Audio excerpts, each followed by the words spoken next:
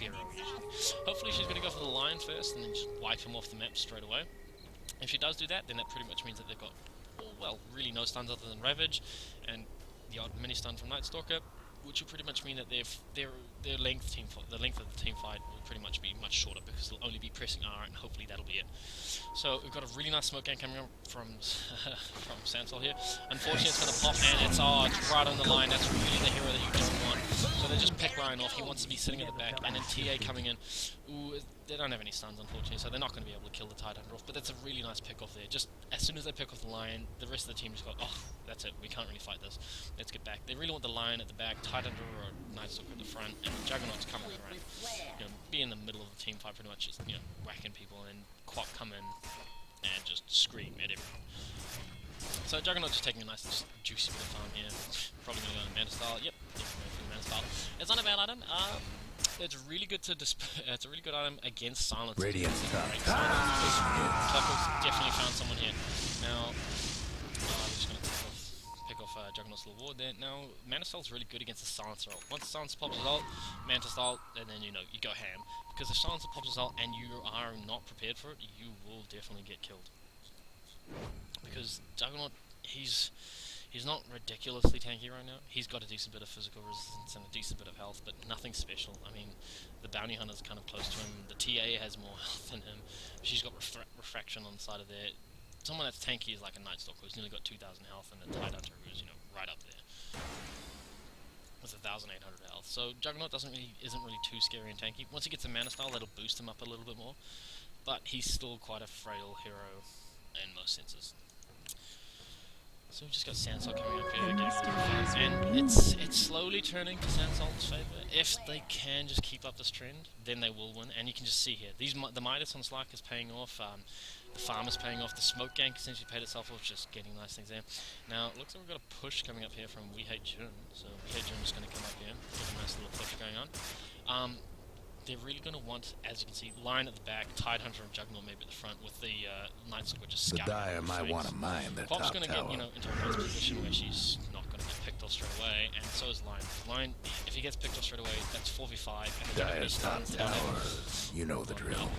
And then they don't Dire's top tower's gone. And so this is really Radiant's good. mid tower's coming apart. Let's not fight them with all their team fights up, because we don't have any sort of advantage positioning or farm otherwise. Let's just go and farm and maybe get an advantage later on. And so Slark working his way ever closer to that Skadi. And once Slark gets a Skadi, that's actually going to be a bit different. That'll pretty much turn the game towards Sansal's favour. They'll be able to, Slark will be able to fight the team fights a little bit more, and pop his ult at a lot later of a stage, because he just won't get blown up straight away. And so this is the problem with Slark. If you let him go late game, he can eventually outcarry. But then again, you can never really underestimate the Juggernaut. Once the Juggernaut gets to, maybe a Basher and something else coming out there, he'll probably be able to attack really fast and pop a couple of crits off and maybe just get a couple of kills. And it really depends on who initiates. If WeHateJun or the Radiant team decides to initiate on their terms, they're probably going to win the fight. However, if Sansalt initiate on their terms, then they're probably going to win the fight, and it'll pretty much just carry through. However, the difference is WeHateJun want to initiate on their terms, and if they don't initiate on their terms, they're slowly getting slightly more and more behind just because of the farm. Although it is starting to curve up and just even out here nicely. So both teams are sort of realizing, we've got to go farm, we don't have to stick as 5 anymore. But whereas Sansalt, they will just have a slightly better late game. Now Slark's got to be a bit careful here, because they can see him, and there's also the Courier, and they really don't want to get the Courier out of there. That's full of Slark. Courier, probably slightly more important, and there goes Slark, yeah. So unfortunately, just a really nice ultimate there from Juggernaut coming out. The Silence coming out to save them, and a nice Cockroach hook in there, but you really want to be in there, Cockroach. That's a whole world of pain. You kind of just want to say, Slark's dead, and leave it as that, but I guess Taylor Swift's like, no way, man, I'm coming in, I'm just going to kill everyone. So Taylor Swift having a great time. Unfortunately, Taylor Swift running out of refraction and not being able to pull it back up. And so the gem is swapping over, and so the gem that they had is now on the Radiant side. So the Dire gem, and it went to the Radiant side. Now when the Radiant side have gotten a free gem, they basically don't need to worry about detection anymore, and they can go around everywhere. As far as wards go, there aren't really that many wards on the field, but I think it's because most teams are just run out. So we're getting Aether Lens coming up for Lion, just going to give him a bit more range, a bit more stun, things like that. So there's a really good fight on the side of WeHateJun, essentially. They came in, they initiated on their terms, essentially. They came in and they were like, oh, we see this Lark, we see enough to know that we're going to win this fight. They came in, they waited, they did the right timing, Queen of Pink got a nice ult off there. Taylor Swift definitely came in and, you know, he wrecked a bit of faces, definitely destroyed a few people's dreams, and he killed the Juggernaut and the Nightstalker too. Probably Nightstalker one of the tankier ones. Unfortunately, Titan blinked in a bit late, but they did kill off their core, essentially their carry there. So that was pretty well played. Unfortunately, yeah, Slark got picked off right at the start. Slark wants to be right at the back and just sort of come in, pick off a support, build up a couple of stacks, run away for a little bit, heal up, then come back into the fight, and suddenly he's got this massive advantage. Now, we've got a couple of pings there for Roshan, which pretty much just means that, you know, the dire side are like, hey, look, we've got the Roshan advantage, we've got Desolator, and we've got a TA who can just, you know, destroy Roshan quite quickly. Let's go for Roshan, give it to most possibly Slark, who's now got an Eye of Skadi, and will just basically be our front liner now, who will run in and, you know, initiate the fight, purge off a lot of stuff, force them to waste as much of their spells as they can. And that, ooh, that's a bit dangerous. I mean, the Queen of Pain could just run in there. And she definitely sees, she knows the bounty hunter's there. And she's wondering why are there suddenly a couple of heroes here? And yeah, that's sort of. And oh, there was a lovely silence. Unfortunately, he's got a Manta Style, which they know he's got a Manta Style, so they've got to be careful. They've got to be really careful. They're trying to back it up. They don't have the global silence anymore, whereas the enemy team definitely doesn't have any of their ultimates, but they do have the Lion and the Juggernaut still, you know, lethal forces right there. If Juggernaut finds someone by themselves, like a Silencer or, you know, a TA, someone who can't immediately get out of vision, that's a dead hero. So TA just being really careful. Now that's, you've got to be careful, Silencer. If he catches you, you're dead. And so Clockwork just running alongside there. Oh, Clockwork's dead. Yep. That's pretty much a dead Clockwork, and that's just Juggernaut. Press R on a hero, you know, team fight time. Juggernaut's ult's down, Titan's ult's back up, Queen of Pain's ult's back up, so they can't re-engage now. This is, you know, well played by Pitch, and just nicely, you know, realizing the timing, their ult's just going, hey, you know, my ult's are nearly up. If they do decide to fight halfway during the fight, we'll pop our ults. And so they're just going to take a nice, easy Roshan here. Got hit with the Silencer just up here, essentially being a pain. Not really being able to do much. You better be careful, because if the Queen of Pain decides to blink up there, that is a dead Silencer. Seems like just having a great time there. Taking a bit of their time here, and it looks like, you know, I think what's going to happen is they're going to try and steal it. Yeah, they're going to try and steal it. And Juggernaut snatch the Aegis, so... sorry, the dire side got the Roshan, but Juggernaut snatch, which is a really cool thing. Slark is definitely in there, and he's having a bit of a time. He's definitely getting some kills there. Unfortunately, you know, they don't actually have the ability to do much, and this is the problem. You can't really fight them. And Slark goes down, and that's pretty much a team wipe. It was a, you know, it was worth a shot. I probably wouldn't have gone and done that, because, you know, just let the Roshan go to them. Just don't fight them for a while, which you've been doing. So unfortunately, they went to fight them without Clockwork, and Clockwork would have been the key factor there. Clockwork could have, you know, pressed the R, gone in, and could have hooked in and just stunned them all, and it could have given them those vital extra seconds to grab the Aegis and do that. So, gold towards Sansol, but unfortunately, most of the team's down, and now it's just bullshit buyback that is basically. So, the only person that's got buyback is TA. TA really doesn't want to waste buyback right now. Nice as well. TA doesn't want to waste buyback, because that just means that she loses all of her damage, and they're going to take a long time to get the tower. And Titan has got a Scepter, so Titan will decide to go with the Scepter, which will give him the gush, massive gush radius, so it's an area effect, and Silencer just blowing the silence there, and, you know, just dying, unfortunately. So just a little bit of bad position there. Queen of Pain going for Soul Curious. They just realized, you know, we don't take this as late as we really don't want to risk even coming back into this fight, so let's just get an Assault Curious and just pick off towers. It also is quite a good item because it buffs your physical damage up, and also the TA with the Desolator is just going to wreck your face with minus damage. So Assault Curious sort of recognizing that no one else can get this. Nightstalker's kind of too poor, he's going for different items. You know, I might as well get it, it's a good item for me regardless.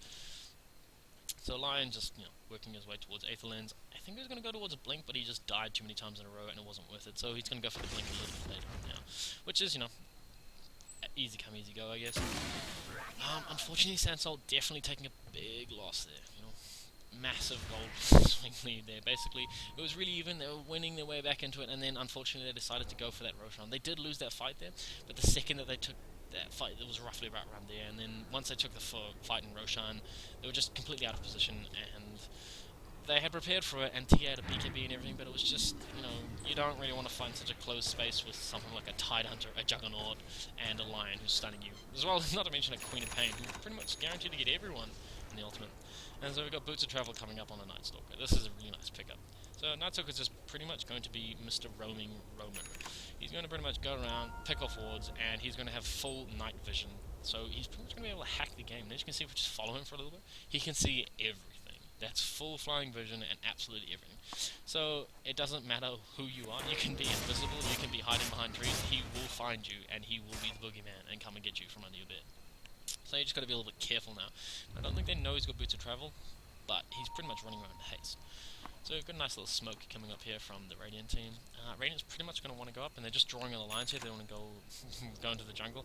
Unfortunately, they're only going to get a silencer, but I mean, it is a silencer, and his 4-stuff is on cooldown, and he's in a really bad spot. And he knows it now. The Queen of Pain's just going, I'll waste my ult with that. I probably wouldn't have wasted the ultimate on that. It's got quite a long cooldown. I guess he's just used to maybe going for a 7, just figures, it's only got a 40-second cooldown. So, going into this next fight, Queen of Pain doesn't have her ultimate, but she does have the Orchid and the AC, and the Yule still, and she's still the Queen of Pain, so she will come in and wreck your face. You've got to be careful. Tidehunter has also got his ult, and he's got a scepter, which means that he can gush like half your team. And it's just shown there. Massive. So he can gush people from a distance. Gave up a bottom tower. And so Ryan's just sitting there, he's probably going to get his blink once this is done. But he's got an 8th lane, so he's just sitting back nicely here. The only way to get in to kill him is to get close to Tidehunter and Queen of Pain. And here we go. That's a nice, lovely little Gregor, and he's essentially just going to come in. But yeah, unfortunately, the Tidehunter comes back in and is like, oh, sorry guys, I can use my creation to purge it off. And then Slug just getting picked off by the Cleveland. Nice little buyback there, so hopefully that can recover some sort of kill. And they've got the gem, that's quite important. Yes, okay, so they've got the gem, so that's at least one thing going in their favour. Looks like Bounty Hunter's probably going to go for, looks like maybe one of those new items, the Octarine Core or something like that. The Lotus Orb, sorry. He's going to go for the Lotus Orb, which is going to give him the ability to basically, mimic spells. So Lion just getting picked off here, support things, unfortunately. Poor guy, just... You got nothing going for us when you're in support and the rest of your team decides to leave. You just got to sort of take it on the chin. So Lion finally did get his Blink Dagger out there, which is going to give him a massive amount of maneuverability. The thing that I'm really worried about though for a Sansol, as far as they go, TA's definitely got damage. Daedalus, Desolator, Blink Dagger, and Yasha. She's going to come in and she's going to wreck your face. Slark hasn't really improved his items much yet. Invisibility. He's going to go for a Basher next, I'd assume. Unfortunately, that buyback's going to set him back quite a bit. Get Silencer on some decent items. Everyone's just sort of moving around farming now. The main key factor is that Radiant have taken 2 of Dire's racks, and Radiant still have 1 tier 2 lying up. So even if at the worst case scenario, Radiant just get sort of 5-man wiped, and and Dire decide we're going to push hard. They have to go through bottom lane, which is probably a bit longer than mid lane, and then they can only take middle. They can only take bottom ranks. They can't take middle tower until the creeps are there. So at worst case scenario, like absolute worst case scenario, Radiant are in a really good position and they can only lose 1 rack, so they've still got an advantage. As far as the items go, Gregor definitely looking nice with his items. Probably going to go for the Scepter now, which is going to give him a lot more hooks, which is good. Being able to team fight a bit more, so he can hook in, essentially pretty much wall off one hero and pretty much make that one hero just useless in a sense, just like it did with the line. And then he's just gonna walk out, blink in, and come hook back in 10 seconds. And we've got a nice Lotus Orb here from D-Dox essentially, who it's a really good item. And it looks like he's gonna go for the down with Courage. Just a nice little item here to boost his support, to boost his carry's armor and everything like that. And so the Lotus Orb is pretty much going to help with the Night Stalker, not really the Tidehunter Gush anymore, but then the Queen of Pain Orchid would be really amazing to see that. Queen of Pain silencing herself accidentally, and Slark purging it off, and then, well, it's just, a win for your team net. But the scariest thing is a Butterfly. There's a Butterfly on Juggernaut, which pretty much means need MKBs. So the next item for TA is probably going to have to be an MKB, which is not a bad item on advantage by any means. It's good bit I'll of take damage that there, as so tribute. she really... This is the Illusion. point where you get so far ahead that you force the enemy to buy items to counter you, and then you're one more item ahead. So Juggernaut just sort of carrying essentially really nicely there. It's not saying any of the other team has done anything bad or wrong, they're just doing really well. It's just that Juggernaut is basically filling into his core role now.